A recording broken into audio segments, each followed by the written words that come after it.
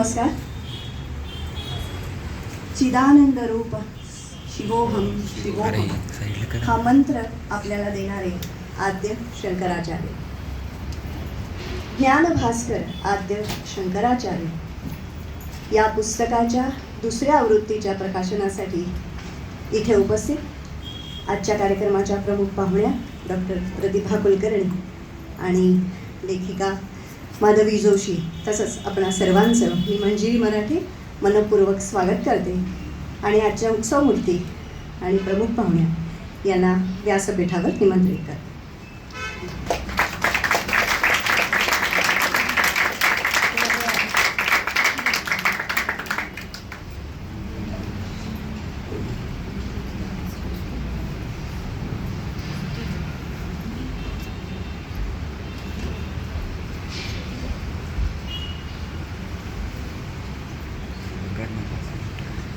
केरळमधल्या पूर्णा नदीच्या काठच्या एका छोट्याशा गावात शंकराचार्यांचा जन्म झाला. अवघं 32 वर्षांचं आयुष्य त्यांना लाभलं. या आयुष्यात त्यांनी खूप मोठं कार्य उभं केलं, भारत भ्रमण केलं, अद्वैत मताचा प्रचार केला. ते ग्रंथकार होते, भाष्यकार होते आणि त्यांच्यावर चरित्र लिहिणं ही सोपी गोष्ट नव्हती. ती माधवीताईंनी केली आणि माझं सौभाग्य असं की आज त्या निमित्ताने मलाही शंकराचार्यांविषयी वाचता आलं, थोडंफार समजून घेता आलं. पण सध्या मी फक्त सावर्गी आहे, इतर विषय कुठले अभ्यासताच येत नाही. पण आज ही संधी माधवीताईंमध्ये मला मिळाली. त्यांच्या दिव्य भाषा प्रभुत्वामुळे त्यांच्या मनातले विचार, त्यांच्या शिष्यांचे प्रश्न, सामान्य जणांचे प्रश्न हे त्यांनी श्लोकांमध्ये मांडले, भाष्य केलं, त्याच्यावर मंत्र लिहिले. देवदेवतांवर तर त्यांनी श्लोक लिहिलेच, पण जिव्हा प्रार्थनासुद्धा लिहिली.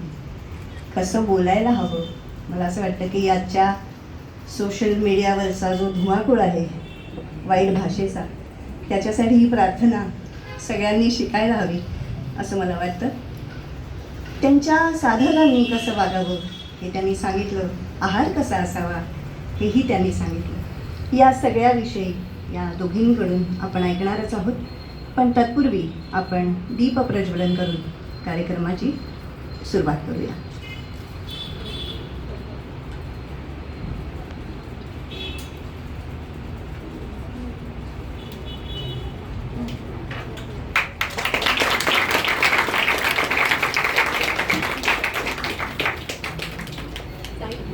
अंधकार दूर करणारे हे दीप आणि त्या दिव्यांच्या मुळे जी वाट प्रकाशमान होते त्याच्यावरून चालण्याचं मार्गदर्शन आपल्याला ग्रंथ करत असतात.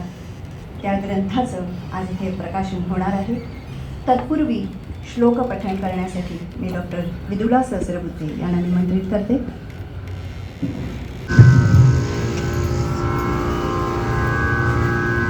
विश्वस्य यः सकलमङ्गलधारणाय पूर्णातटे विधृतवान् मनुजावतारम् तं पादनं व्रजनताप नगेन्द्रवज्रं श्रीशङ्करं यतिवरं शिरसा नमामि. श्रीशङ्करं यतिवरं शिरसा नमामि.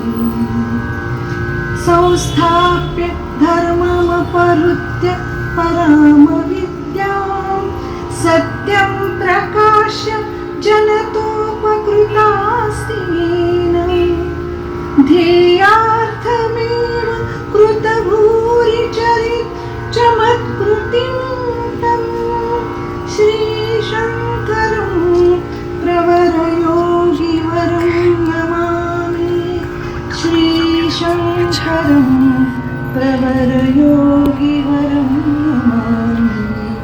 श्रीशङ्करं प्रवरयोगिवरं नमामि. शंकराचार्यांबद्दल वरदानंद भारती यांनी हा लिहिलेले श्लोक आहेत.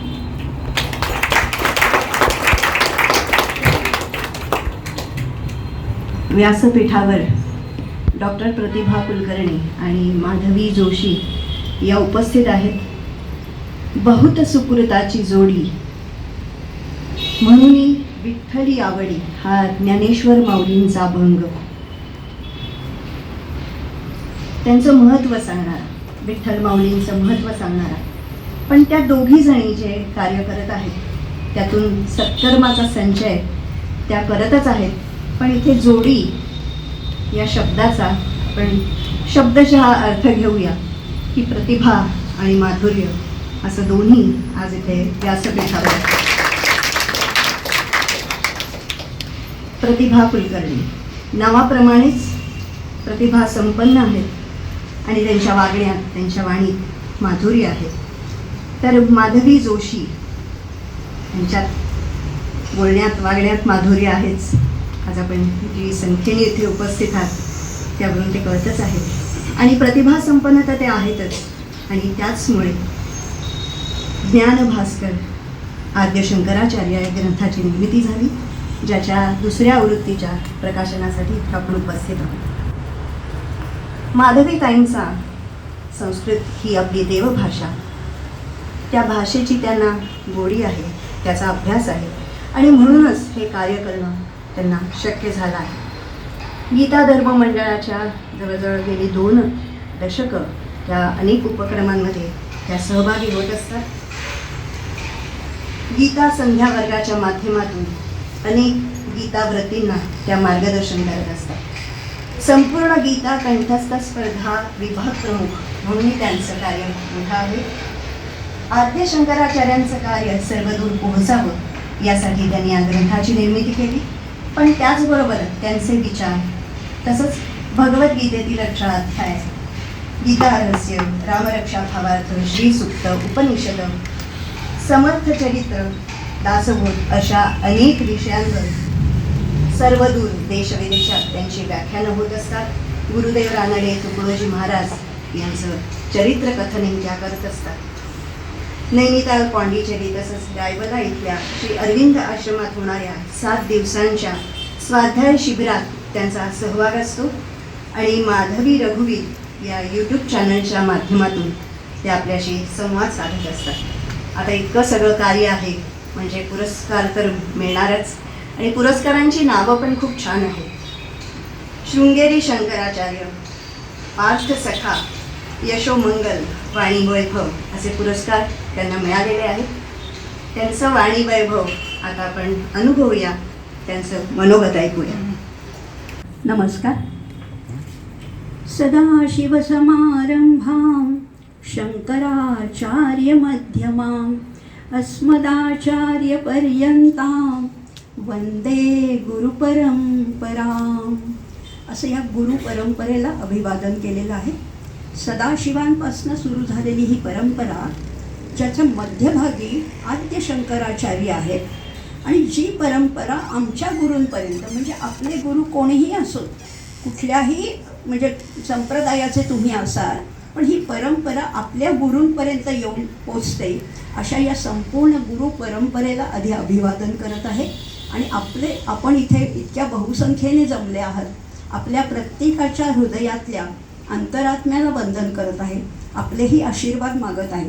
कारण ह्या सगळ्या वाटचालीमध्ये मला आपल्या सगळ्यांचा अतिशय चांगला उत्तम असा पाठिंबा मिळालेला आहे, सहयोग मिळालेला आहे. आणि म्हणूनच मी इथपर्यंत वाटचाल करू शकले. ज्ञानभास्कर या पुस्तकाच्या मागे त्याचं हे लिहिण्यासाठी मी कशी प्रवृत्त झाले याच्याबद्दल अगदी थोडक्यात सांगते. पुस्तकात मी लिहिलं आहेच आहे, मनोगतामध्ये मी ते लिहिलेलंच आहे. पण अनेक वर्ष अनेक विषयांचा अभ्यास चालू होता. गीता आहे, उपनिषद आहे. त्याचबरोबर शंकराचार्यांच्या काही स्तोत्रांचा मी अभ्यास करताना त्या प्रत्येक स्तोत्राच्या मागचा प्रसंग काही मला माहिती नव्हता. स्तोत्राचा फक्त अभ्यास होता, पण प्रत्येक स्तोत्र त्याच्यामागे काहीतरी घटना आहे, त्याच्यामागे काहीतरी प्रसंग आहे, याच्याबद्दल मला फारच कमी माहिती होती.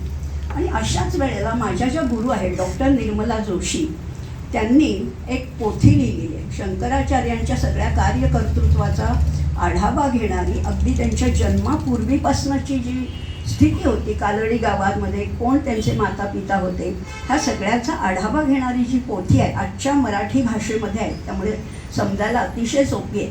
त्या पोथीचा जेव्हा मी आधार घेतला, ती पोथी वाचायला गेले आणि त्याच्यामध्ये मी खरं तर गुंगत गेले, त्याच्यामध्ये मी रंगत गेले आणि मग मला कळलं की त्यांचं जीवनचरित्र किती विलक्षण आहे.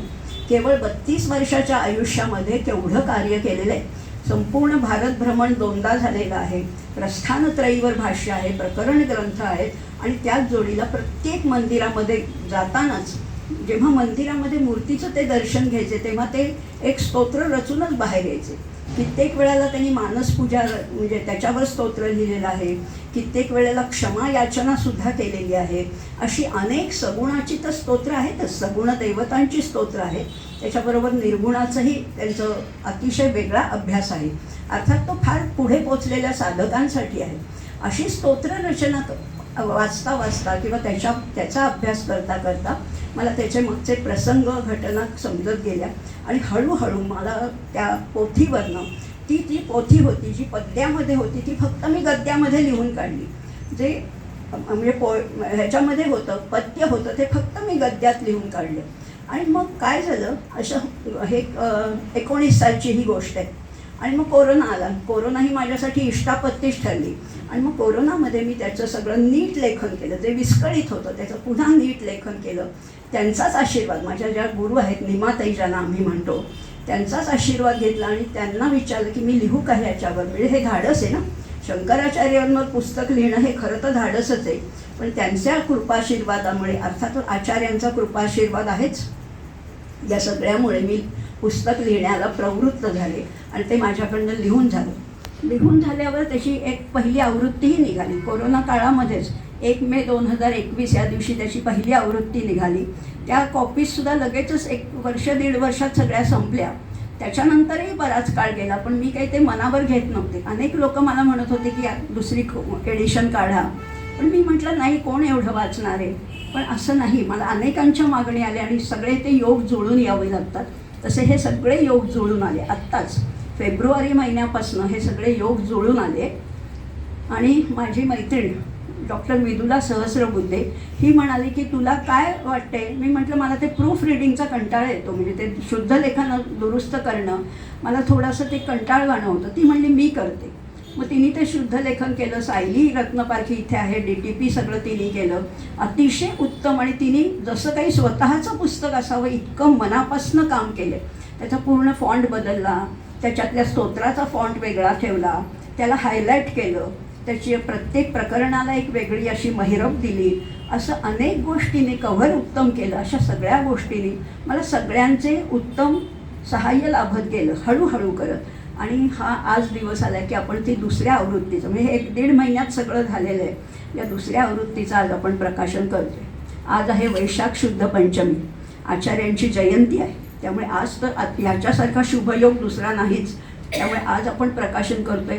त्या प्रकाशनाला सुद्धा काय सुंदर योग आहे. डॉक्टर प्रतिभा कुलकर्णी यांच्यासारखं, म्हणजे मेडिकलमध्ये तर त्यांचं कार्य अगदी विलक्षण आहे, पण त्याही पलीकडे त्यांचा आध्यात्मिक अभ्यास फार वेगळा आहे, फार सखोल आहे.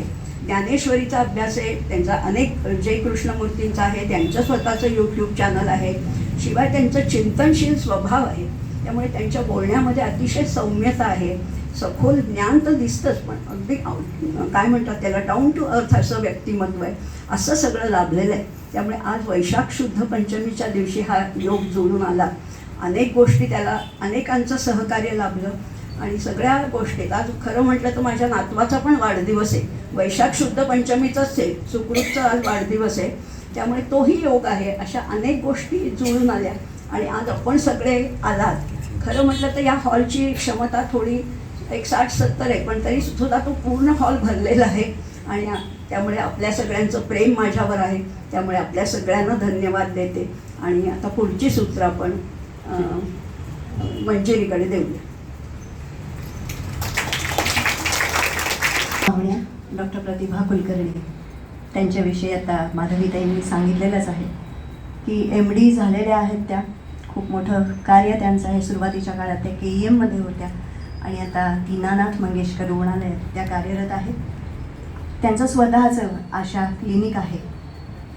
वैद्यकीय क्षेत्रात त्या अध्यापनाचं काम करतात. मार्गदर्शक म्हणूनही त्यांची भूमिका त्या क्षेत्रात खूप मोठी आहे.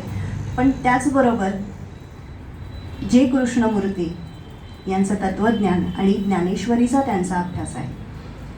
आणि माधवीताईंनी आता सांगितलंच की त्यांचं यूट्यूब चॅनल आहे, बहुत सुकृताची जोडी. आणि त्या चॅनलच्या माध्यमातून ते आपले विचार या दोघांचंही ज्ञानेश्वरी आणि जे कृष्णमूर्ती यांचं तत्त्वज्ञान याबद्दल त्या भाष्य करत असतात. आपण सर्वांनी ते अवश्य पाहावं, म्हणजे त्यांचा व्यासंग, त्यांचा अभ्यास याचा आपल्याला अनुभव घेता येईल. KEM रुग्णालयाच्या संचालक, समाजसेविका आणि विख्यात डॉक्टर बानू कोयाजी यांचं चरित्र त्यांनी लिहिलेलं आहे. आणि हे सर्व कार्य करत असताना वेगवेगळे क्षेत्र आहेत, अध्यात्म, वैद्यकीय व्यवसाय, आणि हे करत असतानाच दोरीपासून कलात्मक वस्तू निर्माण करण्याचा छंदही त्या जोपासत असतात. ते विशेष आहे. त्यांचे विचार आपण ऐकणारच आहोत. त्यांचं स्वागत माधवीताईंनी करावं अशी मी त्यांना विनंती करते.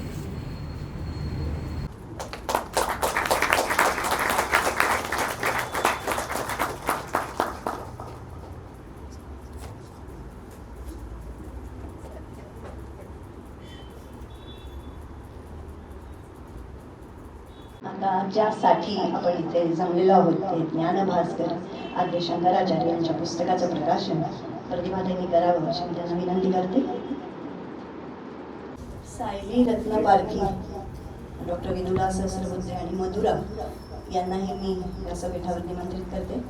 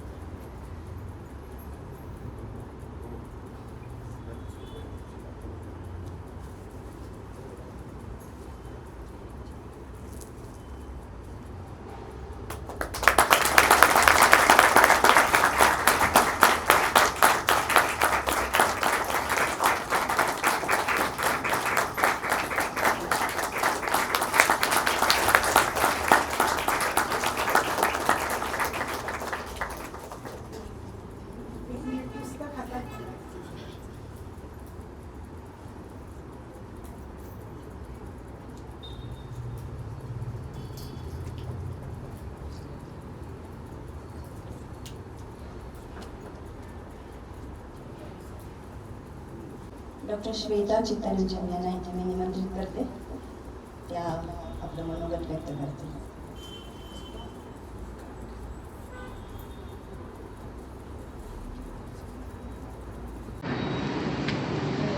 खरं तर माधवीताई आणि प्रतिभाताई यांच्याबद्दल मंजिरीताईंनी सगळं सांगितलंच आहे.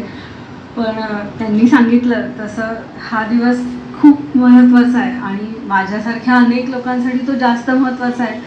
कारण माधवीताई आणि प्रतिभा मॅडम ह्या गेले कैक वर्ष अनेक तरुण लोकांसाठी शिक्षिका, आदर्श शिक्षिका आहेत. या दोघींचा जेव्हा विचार मी एकत्र करते तेव्हा एक मला फेसबुकवरती वाचलेली गोष्ट आठवली. पिक्चर स्टोरी असतात ना तशी.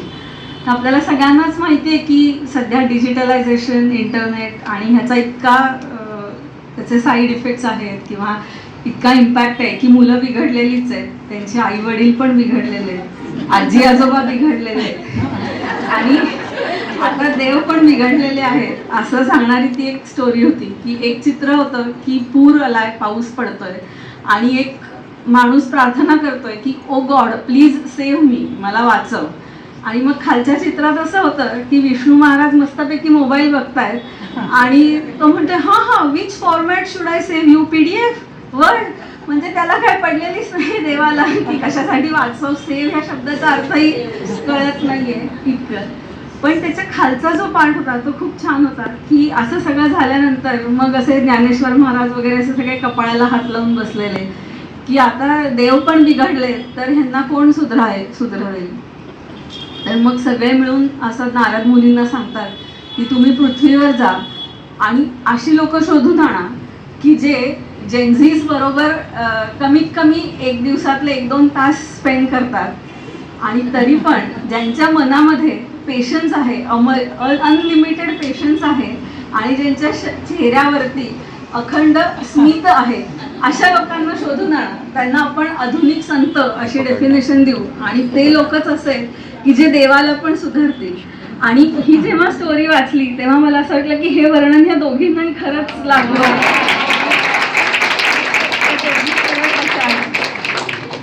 माधवीताईंची तर वेगळी ओळख करून द्यायची गरज नाहीच आहे, आता आपल्या सगळ्यांना माहितीच आहे. पण थोडंसं त्यांच्याबद्दल म्हणजे सांगायचं असं की माझ्या माधवीताई आहेत असे सांगणारे खूप प्रसंग आपल्या सगळ्यांच्या आयुष्यात आलेले आहेत आणि मला माहिती आहे की प्रत्येकाकडे असा खूप खजिना आहे.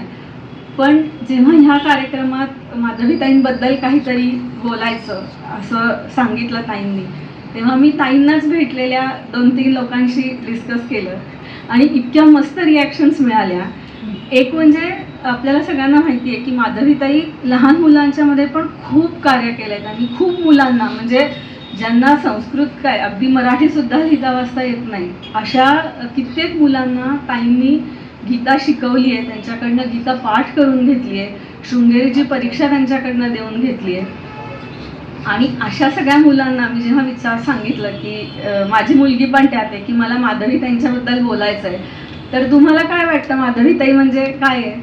तर माझी मुलगी आली, त्या ना गुगल आहेत म्हणे. संस्कृत भाषा किंवा गीता ह्याच्याबद्दल कुठलीही शंका किंवा काहीही आपल्या मनात आलं तर त्याचं उत्तर कुठे मिळतं? तर माधवीताईंकडे मिळतं. असं सोपं इक्वेशन आहे.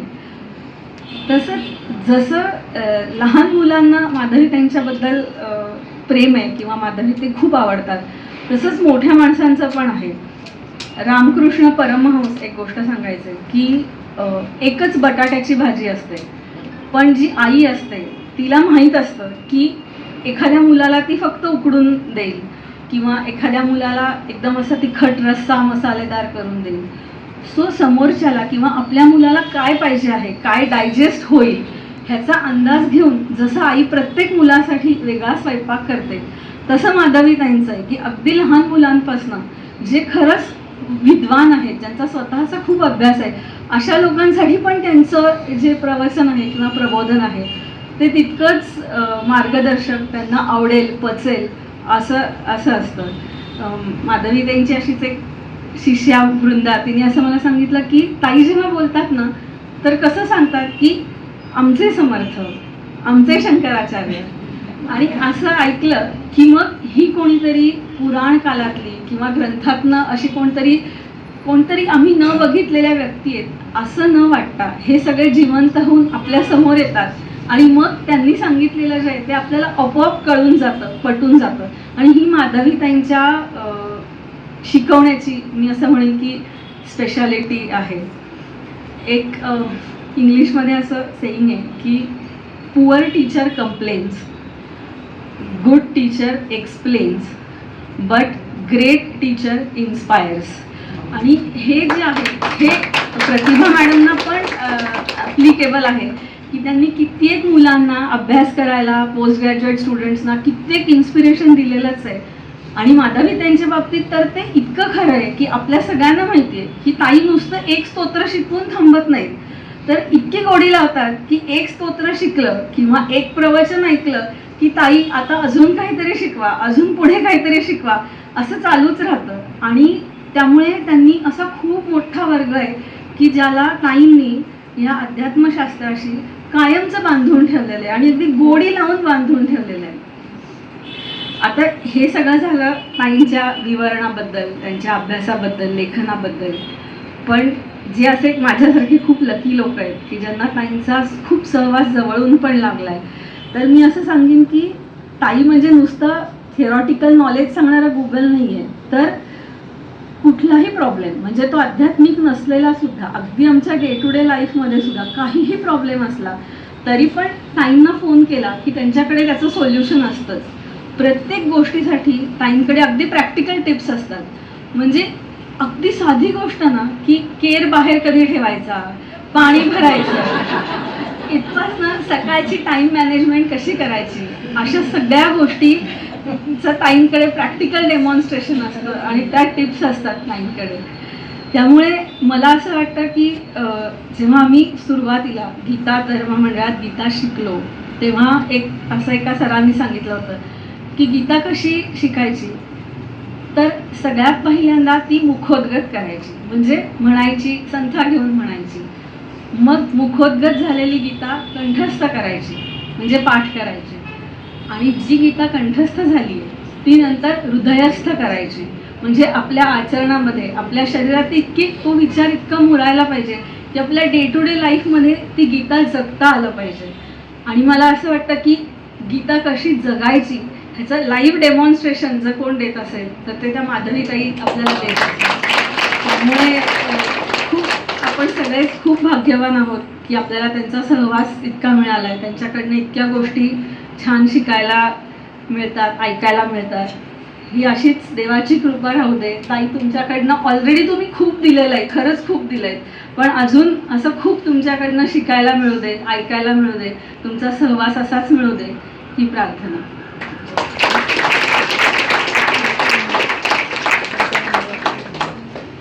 गीता कशी जगायची हे त्यांच्याकडनं शिकायला मिळालं. आणि मला असं वाटतं की ही खरी ओळख आहे.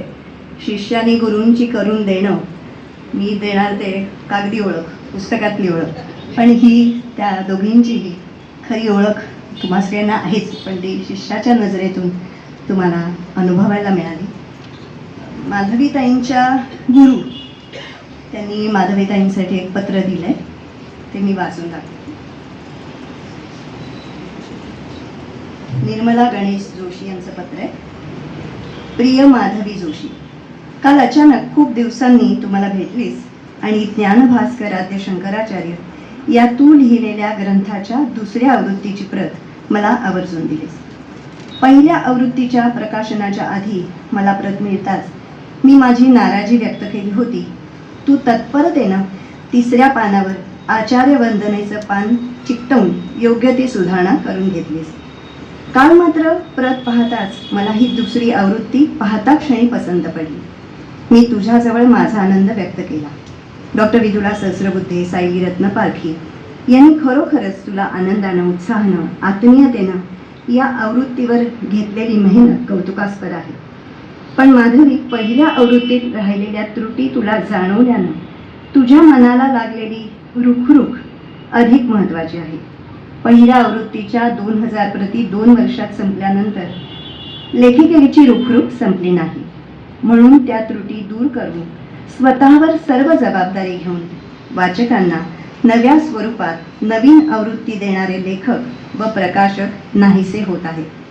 आवृत्त्यावर आवृत्त्या काढून मिळणाऱ्या पैशांवर संतुष्ट राहून पुढील नवीन सुधारित आवृत्ती काढण्याचा विचारच सोडून द्यायचा या प्रकाशकांच्या वृत्तीमुळे हळूहळू दर्जेदार प्रगल्भ ग्रंथलेखनापेक्षा आजच्या शेतकऱ्याप्रमाणे रुचेल ते पेरायचे या वृत्तीप्रमाणे अभ्यासपूर्ण प्रगल्भ लेखकांपेक्षा रंजक लेखनाला प्रकाशक महत्त्व देताना दिसतात.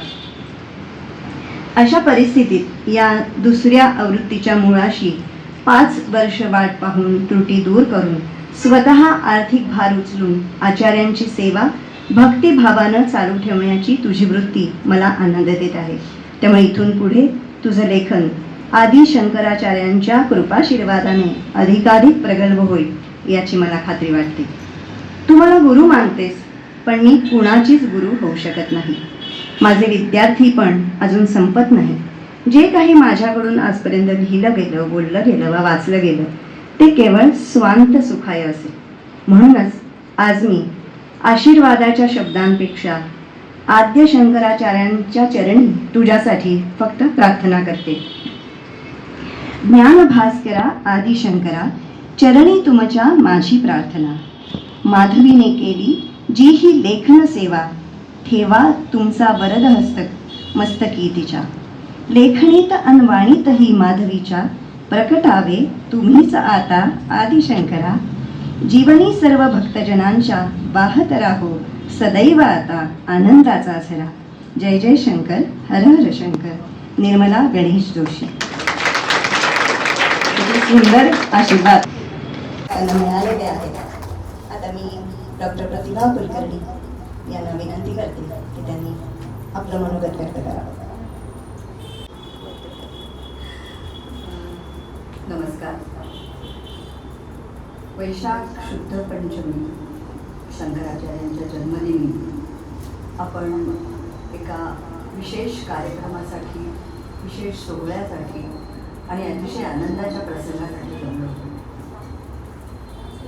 आत्तापर्यंत बऱ्याच गोष्टी आपण ऐकल्या, शंकराचार्यांबद्दल पण आपल्याला काही काही माहिती आहे. पण या सगळ्याचा प्रवास चालू असताना प्रत्येकाच्या मनात, आपल्या मनात काही ना काहीतरी वेगळ्या भावना निर्माण होत असतात, काही ना काहीतरी वेगळे विचार उद्भवत असतात, काही ना काहीतरी वेगळं आपल्या जीवनाशी संदर्भ असलेलं काहीतरी शोधत असतो आपण. ते सगळं आपल्याला ह्याच्यातून मिळेल असं मला वाटतं. तैसी दशेची वाट न पाहता, वयसेची या गावाने येता, बालपणीच सर्वज्ञता वरी तयाते. अशी 6व्या अध्यायातली ओळी आहे. मला वाटतं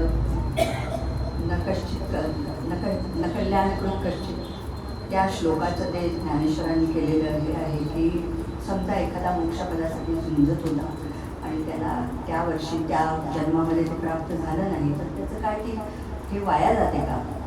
तर ते नाही. तर पुढच्या वयामध्ये, पुढच्या जन्मामध्ये जेव्हा तो जन्माला येतो त्यावेळेला बालपणीच सर्वज्ञता वरी तयार.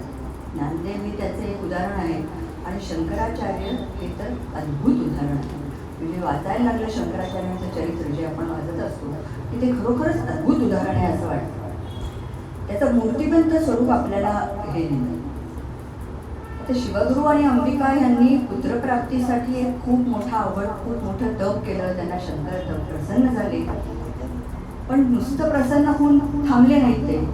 त्यांनी आणखीन एक अवघड थोडं त्यांच्यासमोर झालं की दीर्घायुषी पुत्र असला तर तो सर्वसामान्य असेल आणि जर असामान्य बुद्धीचा पुत्र हवा असेल तर तो अल्पायुष्य असेल. हे निवडणं फार अवघड होतं आणि अशा ह्याच्यामध्ये त्या सात्विक सच्शील जोडप्याने अल्पायुषी पण सर्वज्ञ पुत्राची मागणी केली. तो हा आपले शंकराचार्य. या विलक्षण बुद्धिमान पुत्रांनी वेदांत धर्माच्या पुनर्स्थापनेचं महत्कार्य केलं. आपण सगळे पुस्तकात वाचालच, मी ते सगळं सांगत बसणार नाहीये. पण वर्षांच्या हिशोबात खूप लहान असलेल्या आयुष्यामध्ये केवढं महान कार्य घडलंय हे जर पाहायला गेलं नुसतं तरी आपल्याला चकित होऊन जायला होतं. आपल्याला शंकराचार्यांबद्दल काय माहिती असते? मी म्हटलं तसं की आपल्याला माधवीताईंसारखी पुस्तकं वाचायला मिळतात, सांगणारे लोक असतात. पण त्याच्या आधी समजा लहानपणापासून आपण शंकराचार्यांबद्दल ऐकतो. ते काय ऐकत असतो? तर त्यांनी 18व्या वर्षीच त्यांची सर्वज्ञता कशी होती, तेव्हापासून त्यांचं स्तोत्र गायन कसं चालू होतं, त्यांचं ज्ञान केवढं होतं, त्यांनी वेगळे चमत्कार कसे केले होते आणि भारतातही 4 दिशांना त्यांनी मठ कसे स्थापन केले हेही आपण वाचत असतो. आणखी मुख्य आपल्या कानावर पडत असतात की त्यांची स्तोत्र वाचायला अवघड वाटतात, संस्कृत वाटतं, अरे बापरे वाटतं. पण ती स्तोत्र ऐकायला लागलं की नकळत त्यातल्या नादमधुरतेने, सुमधुरतेने आपण म्हणायला लागतो आणि मग ते अवघड वाटेलच होतं. हे मोठं विलक्षण आयुष्य होतं. म्हणजे खरोखरच विचार करायला लागलं तर ह्याच्यात कल्पित कथा म्हणून सांगितलं तरी सुद्धा विश्वास बसू नये अशा प्रकारचं शंकराचार्यांचं आयुष्य आहे. आणि ह्या भारत देशामध्ये हा सिद्धपुरुष होऊन गेला हे सगळं आपल्या सगळ्यांचं मोठं हेच आहे असं वाटतं. आणि वेदांत धर्माच्या बाबतीत त्यांनी जे करून दाखवलं ते खरोखरच वेगळंच कार्य. वयाच्या 3ऱ्या वर्षी त्यांना लिपीचं ज्ञान झालं होतं. 4व्या-5व्या वर्षी त्यांनी इतिहास, पुराण आणि बरंचसं ज्ञान वडिलांकडनं प्राप्त करून घेतलं होतं. सर्वसामान्यपणे गुरुगृही जाण्याचं वय 8 वर्षाचं होतं, तेव्हा हे 5व्या वर्षीच गुरुगृही गेले. 8व्या वर्षी त्यांच्या आचार्यांनी सांगितलं की त्यांचं अभ्यास संपला आहे. म्हणजे 8व्या वर्षी मग ते संन्यास घेऊन परत गुरु गोविंद यांच्या शोधासाठी बाहेर पडले. आणि पुढचं सगळं हे आपल्याला माहिती आहे की केवढं मोठं कार्य, केवढा म्हणजे हे सगळे जे भाग आहेत तो खूप आपल्याला विचार करायला लावतात की हे कसं असेल बरं. हे 8 वर्षाचं बालक चालत चाललेलं आहे, कालनीहून नर्मदेला निघालेलं आहे आणि तिथे गेल्यानंतर त्या गुरुच्या पायाशी पडून त्यांनी हे सगळं केलेलं आहे. तर त्यामुळे हा सगळा विलक्षण भाग त्या ह्याच्यामध्ये आपल्याला घडला. आणि त्याच्यानंतर तर त्यांनी जे जीवित कार्य केलं, सगळा भारतभर भ्रमण केलं. त्यावेळेला प्रवासाची साधन नव्हती, काही नव्हती. 2 वेळा केलं भारत भ्रमण त्यांनी, सगळीकडे मठ स्थापले. पण हे सगळं कशासाठी याचा आपल्याला विचार करायचा. मला एक असं वाटतं की शंकराचार्यांच्या आयुष्यात जसं काही चमत्काराचे प्रसंग आहेत, तसं थोडेसे काहीतरी क्रांतिकारक प्रसंग सुद्धा आहेत. म्हणजे क्रांतिकारक अशा अर्थाने वाटतं की त्यांनी ब्रह्मचारी असताना संन्यास घेतला. म्हणजे सहसा असं संन्यास घेण्याचं, ब्रह्मचारी असताना संन्यास घेतला. संन्यासी असतानाही उभय भारती म्हणजे सरस्वती मंडन मिश्रांची पत्नी, तिच्याबरोबर वाद घालण्यासाठी विषय कुठला होता तर कामशास्त्र. म्हणजे हे पण एक क्रांतिकारीच होतं की कामशास्त्रावर त्यांनी उभय भारतीशी सुरुवात केली. तिसरं एक असं मला असं वाटलं की मग जेव्हा त्यांनी आईला वचन दिलं होतं की तुला ज्या वेळेला तुझा अंतकाळ जवळ येईल किंवा जेव्हा तुला माझी गरज असेल तेव्हा मी तुझ्याकडे येईल, त्याप्रमाणे ते आईच्या अंतकाली जवळ पोचले होते. पण त्यावेळेला त्या काळात जी परिस्थिती होती, त्यावेळेला त्या रूढीप्रमाणे चालणाऱ्या आणि त्याप्रमाणे वागणाऱ्या समाजातल्या शहाण्या माणसांनी त्यांना अंत्यविधी करायचं करू देणार नाही असं सांगितलं. संन्यासाला तो अधिकार नाही, गृहस्थाच्या मनेच केलं. पण शंकराचार्यांनी तो केला. म्हणजे आपल्याला ह्या सगळ्या ह्याच्यामध्ये त्यांचं क्रांतिकारकत्व दिसतं, त्यांचं चमत्कार दिसतात, त्यांचं वैशिष्ट्य दिसतं. इतकं वेगळं वेगळं त्यांच्या बाबतीत हे दिसतं की खरोखर आश्चर्य होऊन जायला लागतं.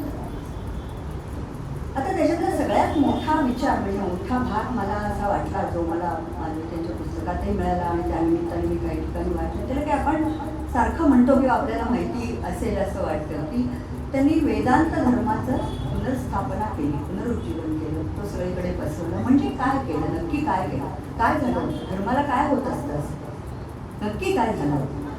तर त्याच्याबद्दल विचार करत असताना मला असं वाटलं की धर्म, जगात अनेक धर्म आहेत, त्या धर्माचं काय हे आहे तर मनुष्याचं विश्वात्मक नातं परतत्वाशी जोडणारी साधना ज्याद्वारे करता यावी असा धर्म असावा. कुठलाही असो, एक मनुष्याचं नातं आहे ते आपल्या परतत्वाशी जोडायचं आहे आणि त्याच्यासाठी त्या त्या धर्मवेत्यांची धडपड असते. दुर्गाबाई भागवतांनी एके ठिकाणी म्हटलं होतं की मानवाची भौतिक नियती इतर जीवसृष्टीप्रमाणेच आहे, पण मानवाचं आत्मिक जीवन हे सर्व भौतिक आविष्कारापलीकडील चिन्मय शक्तीशी निगडीत आहे आणि ह्या चिन्मय शक्तीशी असलेल्या नात्याचं आत्मभान आणून देणारा, जोडणारा धर्म असतो. आणि जे कोणी धर्मवेत्ते होते, जगातल्या प्रत्येक धर्माच्या मूलतत्वाचे जे उद्गाती होते ते ज्ञानी होते, साक्षात्कारी होते, समाजाप्रती कळवळा असणारे होते. पण नंतर अनुयायांच्या हाती गेल्यानंतर या सगळ्या धर्मांची जी काही अवस्था झाली होती, विशेषतः शंकराचार्यांच्या काळामध्ये, ती अवस्था फारच विदारक होती. प्रत्येकजण आपापल्या धर्माचा अहंभाव धरून चाललेला होता. त्यातल्या योग्य तत्वांची मागणी न करता वेगळ्या वेगळ्या गोष्टींनी हे करत होता. आणि ते विशेष म्हणजे याच्या बाबतीत बौद्ध धर्माचा प्रसार करताना तर त्यांच्या अनुयायी मूळ तत्वापासून खूपच लांब गेले होते. आज आपण सगळं बौद्ध धर्माचं पाहिलं तर त्यातल्या मुळापर्यंत आपण जाऊ शकतो. आणि त्यांचे अनुयायी त्यावेळेला खूपच वेगळे गेले होते. शून्यवादाचा अतिरेक झाला होता आणि मुख्य म्हणजे त्यांनी वेदांतिक तत्वज्ञानाचा कमीपणा दाखवायला सुरुवात केली. आणि एकीकडे वेदांत धर्माचं काय झालं होतं तर त्याच्यातही रूढींनी आणि कर्मकांडांनी जास्त हे केलं होतं. म्हणजे दोन्ही बाजूनी त्या वेदांत धर्माला एका कुठल्या तरी विशिष्ट गटाच्या हातात तो वेदांत धर्म गेला होता. पूर्वमीमांसकांनी त्यातल्या कर्मकांड, रूढी, मग यज्ञ, त्याच्यात बळी देणारे असं सगळं हे दिलं जातं. मग इकडे त्यामुळे काय झालं की बुद्ध धर्माने जे सांगितलं होतं की हे जीवन दुःखमय आहे आणि ते दुःख परंपरेने दिलेलं आहे तुम्हाला आणि त्यातून सुटण्याचा मार्ग केवळ बौद्ध धर्म दाखवतो, असे यांची इकडे हाकाटी चालू होती. इकडे जर जायचं नाही. त्यामुळे श्रमणांचे तांडे सगळे याच्यामध्ये विहारामध्ये राहत होते, विश्राम करत होते.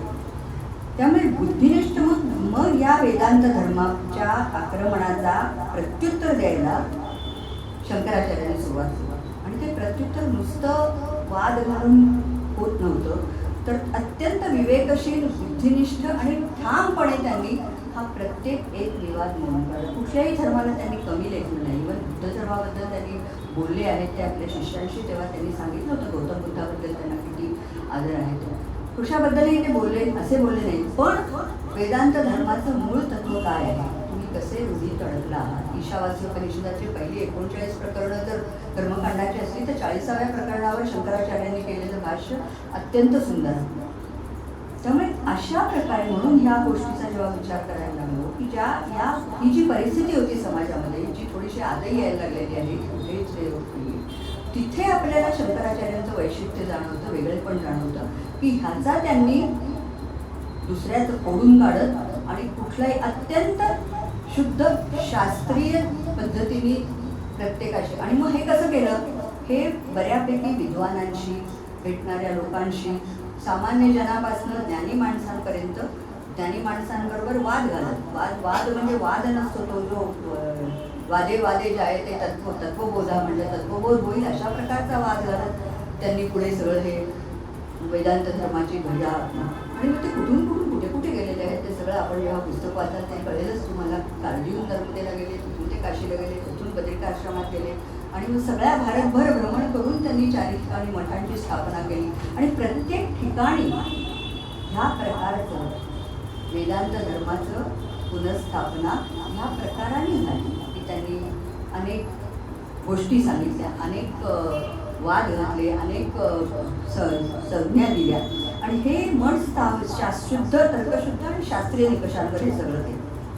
हे फारच अगदी सरळ शुद्ध भाषेत त्यांनी वेदांताची शिकवण दिली. त्याच्यानंतर थोडंसं मी आणखी एक गोष्ट सांगणार आहे. तर ही जे सगळं शंकराचार्यांचा आयुष्याचा पट आहे की वयाच्या 8व्या वर्षानंतर 32व्या वर्षी तर त्यांचं आयुष्य संपले. इतक्या छोट्या ह्याच्या आयुष्यामध्ये इतकं भव्य, इतकं प्रचंड कार्य करणारा हा जो आपल्याला सिद्ध पुरुष लाभलेला आहे त्याच्याबद्दल लिहिणं ही काही सोपी गोष्ट नव्हती. खरोखरच सोपी गोष्ट नव्हती शंकराचार्यांबद्दल लिहिणं ही. कारण काय आहे, दोन्ही गोष्टी आहेत त्या शंकराचार्यांबद्दल लिहिण्यामध्ये. त्यांच्यामध्ये अशी थोडंसं काय म्हणायचं त्याला, मोह होईल असे चमत्कार सांगावे, गोष्टी सांगाव्यात अशा प्रकारची पण गोष्ट आहे. आणि त्यांच्या तत्वज्ञानाची ओळख पण करून दिली पाहिजे. अशा प्रकारे ते शंकराचार्यांचं खूप अवघड आहे चरित्र लिहिणं असं मला नेहमी वाटलं. आणि शंकराचार्यांची चरित्र पण आजपर्यंत पुष्कळ लिहिली गेली आहेत. पण प्रत्येक पुस्तकाला, माझं मत असं आहे की प्रत्येक पुस्तकाला आपलं आपलं व्यक्तिमत्व असतं आणि आपलं आपलं स्थान असतं. तसंच माधवी त्यांच्या पुस्तकाला नक्की आहे. आपण सगळेजण आता आपण सगळ्यांनी ऐकलंच, माधवी त्यांचे चाहते आहात, त्यांचा शिष्यवर्ग पण मोठा आहे. त्यामुळे त्यांच्या कार्याविषयी मी वेगळं काही सांगण्याची वाटत नाही. सगळ्या प्रकारच्या तत्वज्ञानांचा अभ्यास आणि संस्कृतवर प्रभुत्व हे दोन्हीचं एकत्र मिलन झाल्यामुळे त्यांची वाणी, त्यांचं बोलणं, त्यांचं उदाहरणं देणं, त्यांचं सांगणं हे फार सुलभ होऊन जातं. आणि त्यांचा हा ज्ञानयज्ञ कुठलेही, म्हणजे मी आता या निमित्ताने त्यांचा सगळा चॅनल पण बरं ब्राउज केलं म्हणतात ना तसा केला. तर त्या कुठल्या विषयावर त्यांनी बोलल्या नाही तसं नाहीच. इथेपासून सुरुवात करून रामरक्षेपासून मनोबोध, आत्मबोध सगळ्या विषयावर त्यांचं हे झालेलं आहे.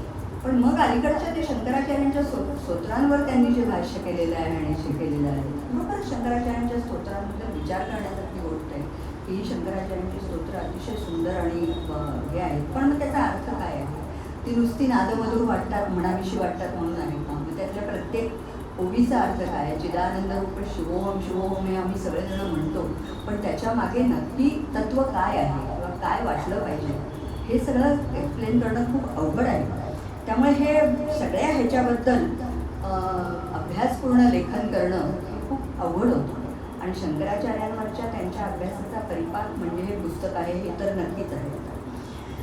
सोप्या भाषेमध्ये पुस्तक झालेलं आहे, त्याचा फॉन्ट आणि खरंच खूप सुंदर झालेलं आहे. मुख्य म्हणजे काय होतं माहिती का, की सुरुवातीला शंकराचार्यांबद्दल काही गोष्टी, त्यांच्या आयुष्याबद्दलमधल्या काही गोष्टी, काही चमत्कार, म्हणजे असं सर्वसामान्य वाचकाला आकर्षक वाटेल असं ते सगळं आपण वाचायला लागतो.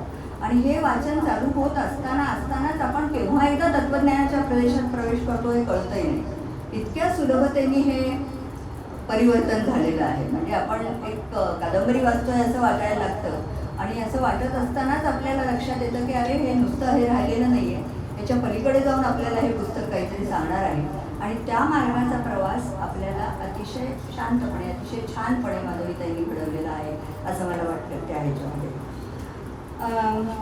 32 वर्षापर्यंत शंकराचार्यांचा प्रवास, त्यांची ग्रंथसंपदा, त्यांचं डोंगराएवढं कार्य, त्यांनी पुनर्स्थापित केलेला जागतिक पातळीवर नेऊन ठेवलेला वेदांत धर्म, या सगळ्याविषयी या पुस्तकात विवेचन आहे. पण ते पुस्तक कुठेही विद्वज्जड होत नाही. म्हणजे फक्त आपण असं अडकत नाही की अरे काय आहे आता ही पान गाळून पुढे जावं वाटतं असं होतं कधी कधी. या सगळ्या तत्वज्ञानाच्या पुस्तकामध्ये गेली आता जड व्हायला लागले आपण याच्या पुढे जाऊ, तसं इथे कुठेही घडतं. वाचकाला पुढे वाचायची ती गोडी निर्माण करते. तत्वज्ञानात्मक भागातही ज्ञानविचार मांडण्याआधी काही सोप्या हलक्या घटनांचं वर्णन आहे. मी तुम्हाला 2 उदाहरणं वाचून दाखवणार आहे त्यांच्या पुस्तकातली. खूप ते असं भावतं की आपण आता जाणार आहोत. फॉर एक्झाम्पल आपण आता मंडन मिश्रांच्या वादाकडे जाणार आहोत. शंकराचार्य तिथे उपस्थित झालेले आणि मंडन मिश्रांच्या घरी श्राद्ध कार्य असताना ते तिथे पोचलेले आहेत. श्राद्ध कार्य चालू असताना संन्यासी तिथे पोचणं हा अपशकुन मानून मंडन मिश्र भयंकर चिडलेले आहेत आणि त्यांची इच्छा नाही आहे शंकराचार्यांनी इथे येऊन. आणि पुढे आपल्याला माहिती आहे शंकराचार्यांनी मंडन मिश्रांशी किती चांगल्या प्रकारे तत्वबोध आणि वाद केला होता. पण त्याच्या आधी माधवीताईंनी तो प्रसंग खूप छान छोटा लिहिला आहे की श्राद्धाच्या वेळी संन्यासाने उपस्थित होणं हा त्या मंडन मिश्रांना अपशकुन होता. आपला संताप आणि तुच्छताभाव प्रकट करत मिश्राजी म्हणाले, कुतो मुंडी, हे मुंडन केलेल्या संन्यासा कुठून आलास? गलदेशात मुंडी, मी गळ्यापासून मुंडन केलं आहे, उत्तर देत आचार्य म्हणाले. आता मात्र मंडन मिश्रांनी आपल्या डोक्याला हात लावला आणि विचारलं, पंथास्ते प्रयच्छते मया, अरे मी तुझ्या मार्गाविषयी विचारतोय. या प्रश्नाचा रोख फिरवून आचार्य पुन्हा उत्तरले, मार्गाची एवढी उठाठेव कशाला? मार्गाने काही तक्रार केली का? नेहमीच्या गंभीर शंकराचार्यांच्या गंभीर स्वभावावर आज काव्यशास्त्र विनोदाने मात केली. सर्व समजून उमजूनही शब्दाशब्दावर श्लेष करत आचार्य सस्मित मुद्रेने उत्तर देत होते आणि इकडे मंडन मिश्रांचा पारा चढत चालला होता. शेवटी चिडून ते म्हणले, तुझं ओळखं. यावर गप्पा बसतील ते आचार्य कसले. मिश्रांनी चिडून उच्चारलेल्या या अपमानजनक शब्दावर ते म्हणाले, अगदी योग्य. त्यांचा मिश्किल स्वभावात हळून वर आला होता. शब्दांचा नुसता खेळ चालू होता. त्यांच्या उत्तरातली मेघ समजल्यामुळे मंडन मिश्रा निरुत्तर होते. आता मात्र मंडन मिश्रा खूपच संतापल्याने विचार उठले, सुरा किम पिता, दारू प्यायलास का काय रे? मंडन मिश्रांच्या बोलण्याचा रोग ओळखून तरीही त्यावर शब्दच्छल करत आचार्यांनी विचारले, सुरा किम पिता, दारू असते का पिवळी? आता मात्र मंडन मिश्रा आता बुद्ध झाले. त्यांनी या संन्याशापुढे हात टेकले.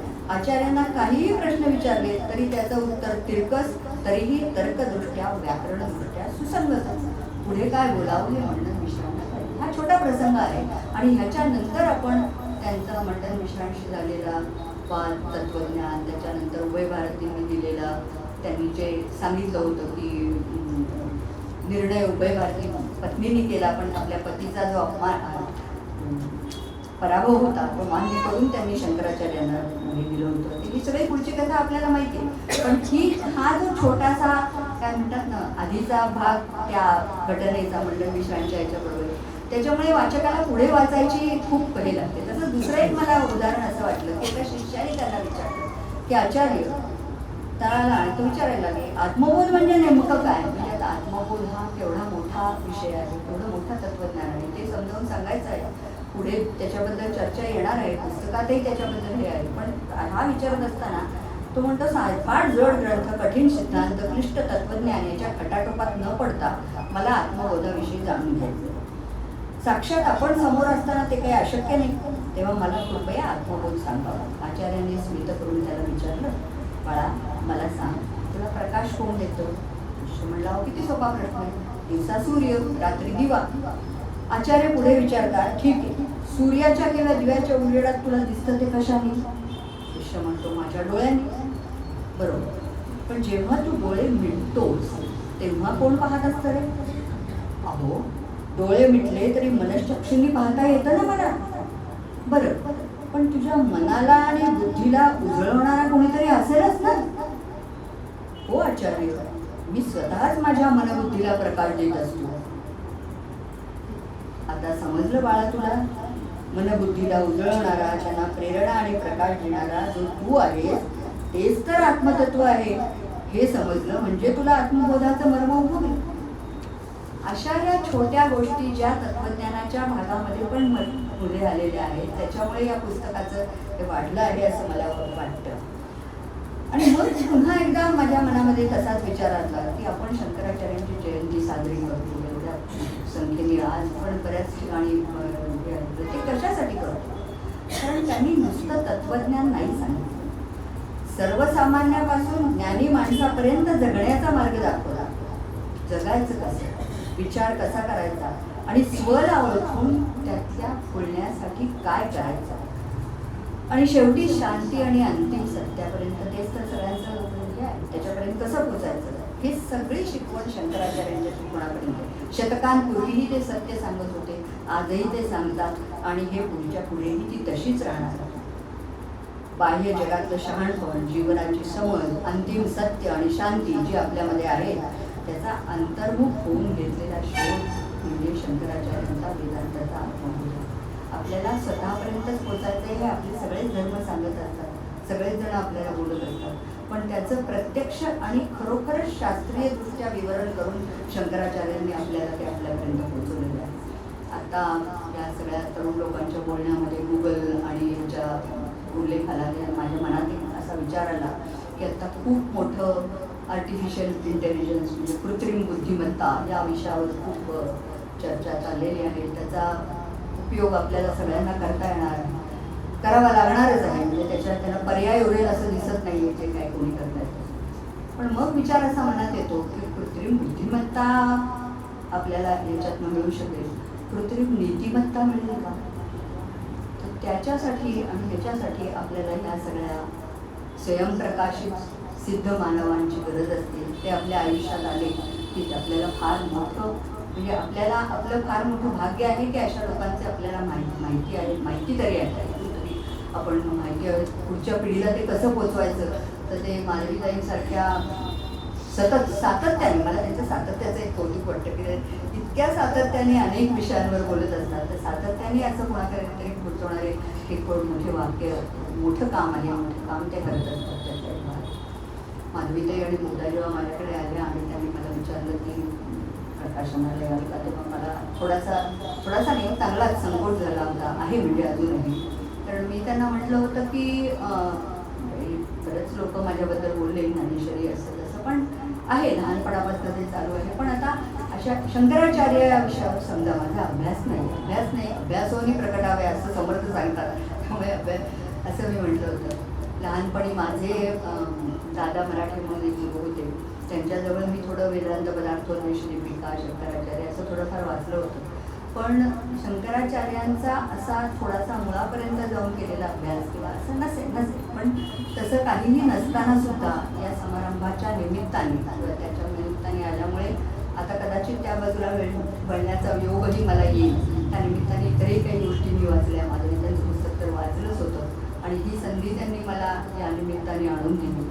आणि पुन्हा एकदा शंकराचार्यांच्या ह्याच्या वाङ्मयाबद्दल, कार्याबद्दल, त्यांच्या व्यक्तिमत्वाबद्दल एक मनामध्ये एक वेगळ्या प्रकारचा फुलून आल्यासारखं झालं आणि त्यांना असं वाटलं की अरे हा केवढा मोठा ठेवा आपल्याजवळ आहे, आपण तो आतापर्यंत जरा बघत नव्हतो, तर या निमित्ताने त्याचंही हे झालं, आपल्यालाही सगळ्यांना त्याचा अनुभव येईल. आपण पुस्तक वाचलं की मी म्हटलं तसं त्या दृष्टीने वाचा, आधी अगदी छान ह्याच्यात वाचल्यासारखं वाटतं, पण त्याच्यात सगळ्या प्रकारचं आहे आणि शंकराचार्यांचं चरित्र विलक्षण आहे, याच्याबद्दल तर वेगळं काहीच सांगत नाही. त्या निमित्ताने मला ही संधी दिली, त्या निमित्ताने मी इथे आले आणि आपल्या सगळ्यांशी आपली माझी ओळख झाली. त्या निमित्ताने शंकराचार्यांबद्दल 4 शब्द बोलता आले. माधवीताईंची ओळख होती, पण ती जरा जास्त आणखीन आपुलकीची झाली असं म्हणायला हरकत नाही, असं म्हणून मी सगळ्यांची झाली.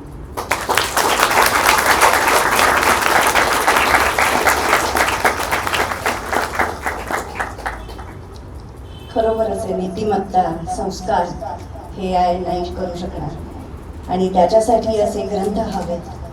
आपल्या पुढे अनेकांनी मार्ग दिलेले आहेत, दाखवलेले आहेत, त्या मार्गाने जाण्याची बुद्धी आपल्याला मिळायला हवी आणि ते तेव्हाच मिळेल जेव्हा माधवीताईंनी जो ग्रंथ लिहिला अशा ग्रंथांचं वाचन आपण करू. आणि मला असं वाटतं त्यावेळेचा काळ जो होता की ज्या वेळेला आक्रमणं होत होती, आपल्या धर्मावर आक्रमणं होत होती. आत्ताचाही काळ वेगळा नाही. त्यावेळेला बाहेरून आक्रमण होत होती, आता घरातूनच आक्रमणं होत आहेत. आणि अशा वेळेला या पुस्तकांचं महत्त्व जास्ती वाटतं. शंकराचार्यांचे विचार लहान मुलांपर्यंत पोहोचणं अतिशय गरजेचं आहे, तरुण पिढीपर्यंत पोहोचणं गरजेचं आहे. कारण तो आपला इतिहास आहे, तो आपला ठेवा आहे, तो सांस्कृतिक ठेवा आहे आपला. आणि तो पुढच्या पिढीपर्यंत गेला तरच आपला धर्म टिकू शकेल, ज्याच्यासाठी अनेकांनी आपलं आयुष्य वेचलं. मला असं वाटतं की त्या कार्यासाठीच त्यांचा जन्म होता शंकराचार्यांचा. असे अनेक युगपुरुष जे आले ते त्या उद्दिष्टाने परमेश्वराने त्यांना पाठवलेलं असतं. आणि आता प्रतिभाताई म्हणाल्या की आज या निमित्ताने मी शंकराचार्यांच्या अभ्यासाकडे पण वळेन. तीही परमेश्वरी इच्छा असेल आणि म्हणूनच कदाचित आज तुम्ही इथे आला असाल. आणि तुमच्या गुरूंनी तुम्हाला आशीर्वाद दिलेलाच आहे की शंकराचार्यांचं कार्य किंवा तेच तुमच्याकडून ते करून घेतात. हे कार्य असंच पुढे चालत राहावं आणि हा ठेवा आपण पुढे नेला पाहिजे. ही पुस्तकं घेऊन आपण मुलांना वाचून दाखवली पाहिजे. वाचून दाखवलीच म्हणावं लागेल, कारण सगळे इंग्रजी माध्यमात शिकतात. पण हा ठेवा पुढे नेण्याची जबाबदारी आपल्या सगळ्यांची आहे. आता पुन्हा एकदा श्लोक पठण होईल. त्याच्यासाठी डॉक्टर विरुला सर.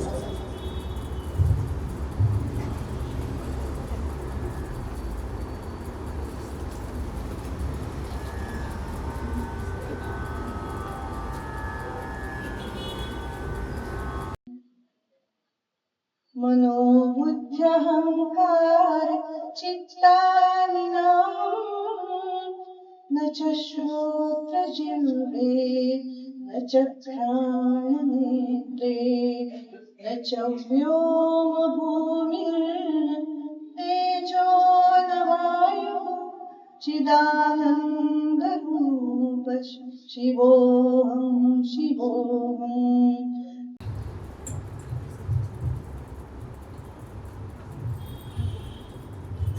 ह्या कार्यक्रमासाठी सबकुछ विदुला असं आहे. खरं विदुलाचाच हॉल आहे.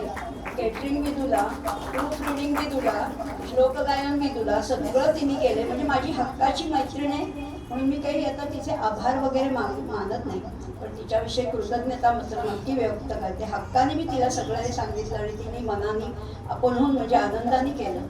थँक्यू विदुला.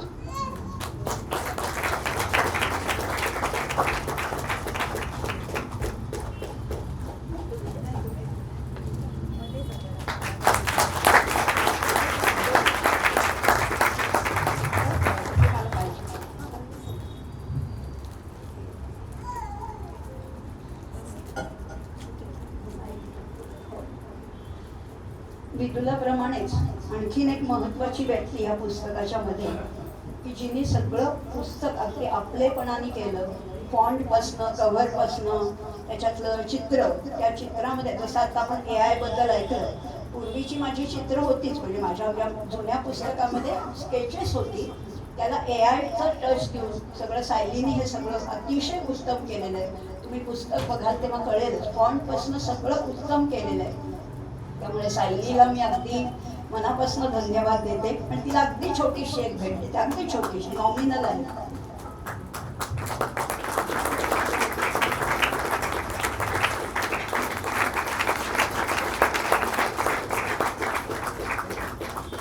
सायली रत्नपारखी.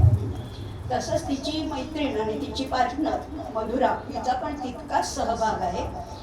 त्यामुळे तिच्या पण मी अगदी मनापासून थँक्यू म्हणते आणि तिला पण एक छोटीशी भेट देते.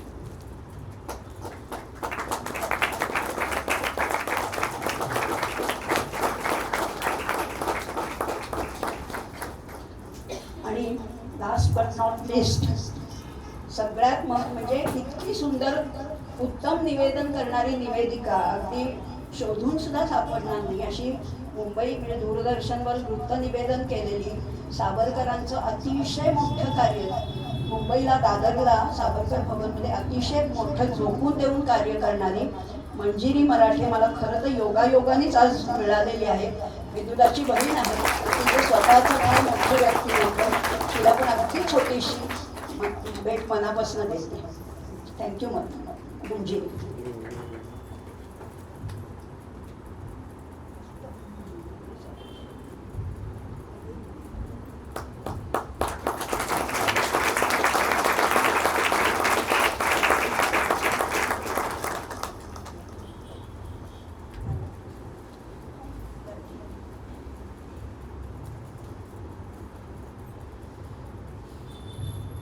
असे अनेकांचे हात या पुस्तकाच्या दुसऱ्या आवृत्तीच्या प्रकाशनामध्ये अनेकांचे हात लागलेले आहेत. म्हणजे पुस्तकाच्या निर्मितीमध्ये तर आहेच आहे, पण आमच्या प्रकाशन कार्यक्रमामध्ये सुद्धा अगदी माझी विद्यार्थिनी जया तामसेकर हिने अतिशय सुंदर रांगोळी, बघा वेलकमिंग वाटते, सुस्वागतमपासनं ते केलेलं आहे. माझी दुसरी मैत्रीण नीलांबरी हिने अतिशय सुंदर पाना फुलांचं डेकोरेशन, ह्या समईचं, हे सगळं अतिशय आत्मीयतेने सगळ्या माझ्या मैत्रिणी आहेत. त्यामुळे सगळ्यांनी अतिशय आपलंच कार्य समजून केलेलं आहे. अशी अनेक आहेत. माझ्या योगिता आणि अस्मिता तर हे माझे डावे उजवे हात आहेत. यांनी तर काय म्हणजे कुठल्याही कामामध्ये कसरच ठेवली नाही आहे. त्यामुळे एवढं मोठं कार्य आहे. म्हणजे आपला हॉल जरी छोटा असला तरी कार्य अतिशय मोठं आहे. त्यामुळे आपल्याला फार सुंदर व्यक्ती चांगल्या लाभलेल्या आहेत. एकूणच प्रमुख पाहुणे चांगले आहेत, निवेदिका चांगले आहेत, स्टेज मागचे कलाकार तर अतिशय आहेत. मोहिनी आहे, दीपा आहे, सगळ्याच म्हणजे माझ्या विद्यार्थिनी अतिशय मनापासून काम करतात. मला नेहमीच त्यांचं सहकार्य असतं. अशा सगळ्यांना मी धन्यवाद नाही देत, पण कौतुक करते त्यांचं. आणि शेवट आपण अगदी छोटासा शेवट शांती मंत्राने करूया, अगदी छोटासा. ओम भद्रं कर्णेभिः शृणुयाम देवाः, भद्रं पश्येमाक्षभिर्यजत्राः, स्थिरैरङ्गैस्तुष्टुवांसस्तनूभिः व्यशेम देवहितं यदायुः. ॐ स्वस्ति न इन्द्रो वृद्धश्रवाः, स्वस्ति नः पूषा विश्ववेदाः, स्वस्ति नस्तार्क्ष्यो अरिष्टनेमिः, स्वस्ति नो बृहस्पतिर्दधातु. ॐ शान्तिः शान्तिः शान्तिः.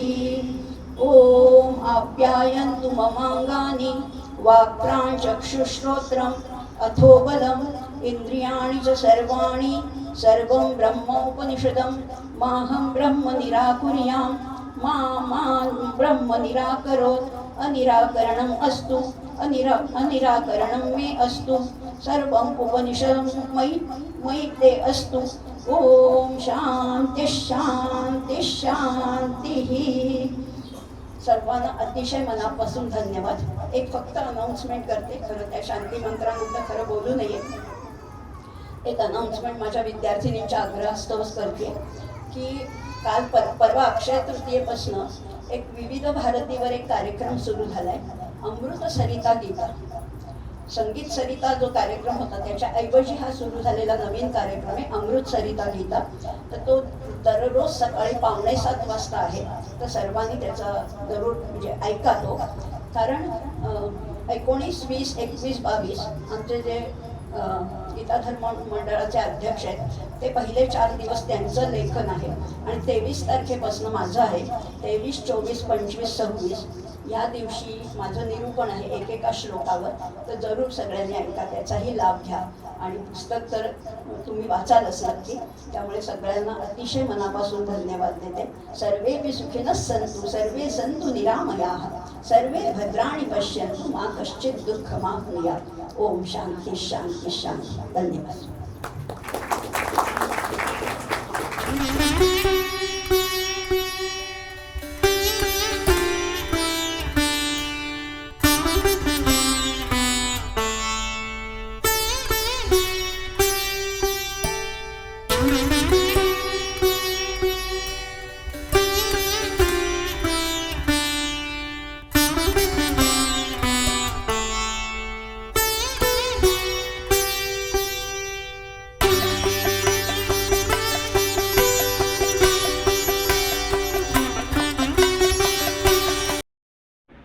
नमस्कार, मी सौ वैशाली भाटे. आजच्या या शुभदिनी आचार्यांच्या जयंतीच्या दिवशी आपल्या ताईंच्या ज्ञानभास्कर पुस्तकाची दुसरी आवृत्ती प्रकाशित होत आहे. त्याबद्दल सर्वप्रथम त्यांचे खूप खूप अभिनंदन. त्याच निमित्ताने मला काही सुचलेल्या ओळी ज्या मला ताईंसाठीच सुचल्या आहेत त्या मी तुम्हाला ऐकवते. आमच्या ताई. दशकापूर्वी भेट पहिली, दशकापूर्वी भेट पहिली, त्यांची नि माझी मला स्मरे. दशकापूर्वी भेट पहिली, त्यांची नि माझी मला स्मरे. मी शिकत होते भगवद्गीता आणि त्या तेथील अधिकारी वक्त्या. मी शिकत होते भगवद्गीता आणि त्या तेथील अधिकारी वक्त्या. भेट त्यांची माझी पहिली, माझ्या गीता गुरूंच्या त्या गुरु. भेट त्यांची माझी पहिली, माझ्या गीता गुरूंच्या त्या गुरु. ऐकले जेव्हा प्रथमच त्यांना, नंतर लागले नित्यस्मरू. ऐकले त्यांना प्रथमच जेव्हा नंतर लागले नित्यस्मरू. सफर अनेकविध विषयांची त्यांच्यामुळेच झाली सुरू. सफर अनेकविध विषयांची त्यांच्यामुळेच झाली सुरू. संत साहित्य, संस्कृत कथा, सगळ्यात महत्त्वाची भगवद्गीता. संत साहित्य, संस्कृत कथा, सगळ्यात महत्त्वाची भगवद्गीता. उपनिषदांचे सरलीकरण, नाना अष्टके, पंचरत्ने, त्यांच्यामुळेच झाले थोडे आकलन. त्यांच्यामुळेच झाले थोडे आकलन. रामरक्षा, आत्माराम, गंगालहरी आणि विष्णू सहस्रनाम. दासबोध, आत्मबोध, मनोबोध, शिवलीलामृत आणि श्रीसूक्त. हे सारे आणि अजून कितीतरी, हे सारे आणि अजून कितीतरी त्यांच्याकडून ऐकतो आम्ही सारे त्यांचे भक्त. त्यांच्याकडून ऐकतो आम्ही सारे त्यांचे भक्त. श्री रामदास स्वामी त्यांचे सद्गुरू. श्री रामदास स्वामी त्यांचे सद्गुरू. निमाताई त्यांच्या साक्षात गुरु. निमाताई त्यांच्या साक्षात गुरु. आचार्य आहेत त्यांचे आराध्य. म्हणूनच त्यांना हे सारे झाले आहे सहज साध्य. म्हणूनच त्यांना झाले हे आहे सहज साध्य. शारदेचा वरदहस्त त्यांना असे लाभला. शारदेचा वरदहस्त त्यांना असे लाभला. त्याचेच हे दर्शन नित्य होत असे आम्हाला. त्याचेच हे दर्शन नित्य होत असे आम्हाला. धन्यवाद.